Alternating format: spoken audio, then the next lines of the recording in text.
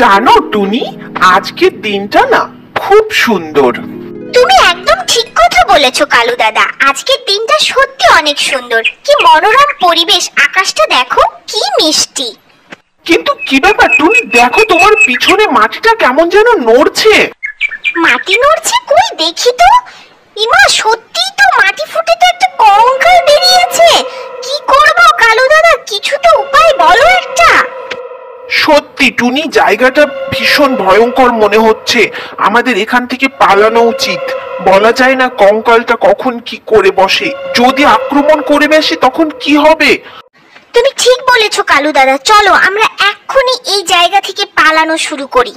কিরে তোরা থাম, তোরা পালালে হবে? আমি এতক্ষণ ধরে তোদেরকে খাবো বলেই তো বসেছিলাম, আর তোরা পালাচ্ছিস। পালিয়ে বাঁচবি আমার হাত থেকে? আসছি আমি।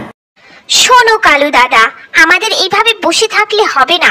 চলো আমরা সাধু বাবার কাছে যাই, এক্ষুনি যাই। তুমি একদম ঠিক বলেছো টুনি, চলো সাধু বাবার কাছে গেলে সাধু বাবা নিশ্চয়ই কোনো একটা উপায় বের করবে। সাধু বাবা আমাদের বাঁচান, এক্ষুনি বাঁচান। হ্যাঁ সাধু বাবা, আমাদেরকে বাঁচাতেই হবে। আচ্ছা ঠিক আছে, তোরা শান্ত হো, তারপর বল কি হয়েছে। আমি বলবো। না কাক, তুমি চুপ করো, আমি বলবো, আমি বুঝিয়ে বলতে পারবো।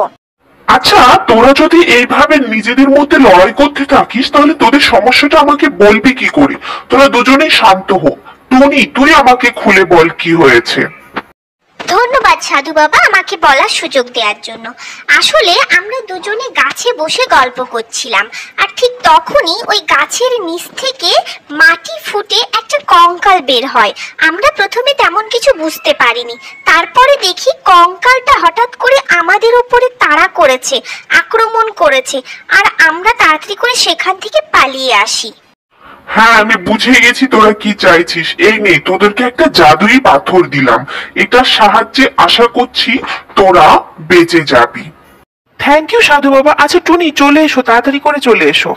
কাক দাদা শোনো, যেহেতু সাধু বাবা এই পাথরটা আমাকেই দিয়েছে, আমার মনে হয় আমার কাছ থেকে এই পাথরটা বেশি কার্যকরী হবে, যেহেতু এটা জাদুর পাথর।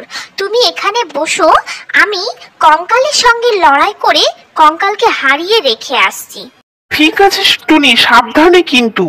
কি ব্যাপার কঙ্কাল, আয় বেরিয়ে আয়, দেখছি তোর কত বড় সাহস।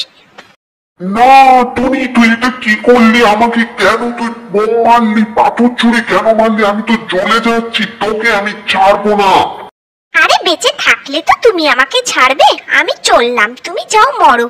বাবা, সাধু বাবা দেয়া পাথরের সাহায্যে শেষমেশ তাহলে কঙ্কালটাকে শাস্তি দিয়েই ফেললাম।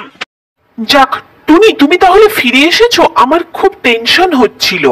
হ্যাঁ কালু দাদা, আমি ফিরে এসেছি, আর সাথে ওই কঙ্কালটাকেও এমন শাস্তি দিয়েছি ও একেবারে পৃথিবী থেকে গায়েব হয়ে গেছে। ওর আর পৃথিবীতে আসার ইচ্ছে কোনোদিনও জন্মাবে না। যাই হোক, আমি সাধু বাবার দেয়া সেই পাথরের সাহায্যে আর তোমার বুদ্ধির জন্যই আজকে এই জঙ্গলটাকে কঙ্কাল মুক্ত করতে পারলাম। খুব ভালো লাগছে। এখান থেকে জানো তো আমার কি মনে হচ্ছে, যে কেউ যদি সত্যি থাকে বা সৎ থাকে, তাহলে কঙ্কাল ভূত বা যাই হোক না কেন, পৃথিবীর কোনো শক্তি হার মানাতে পারে না। দিন শেষে খারাপের অবনতি হয়, আর সত্যের জয় অবশ্যই হবে, যেমনটা আমাদের হলো। তো বন্ধুরা, আজকের গল্পটা ভালো লাগলে তোমরা কিন্তু একটা লাইক করে দিও, আর চ্যানেলটা সাবস্ক্রাইব করতে ভুলবে না কিন্তু। চ্যানেলটা সাবস্ক্রাইব করে পাশে থেকো, তাহলে এই রকমই নতুন কোনো আমি ভিডিও যখনই নিয়ে আসবো, সঙ্গে সঙ্গে সেটা তোমার মোবাইলে চলে যাবে, আর তুমি সেটা সবার আগে দেখতে পারবে। ভালো থাকবে, সুস্থ থাকবে, সাবধানে থাকবে। Bye bye.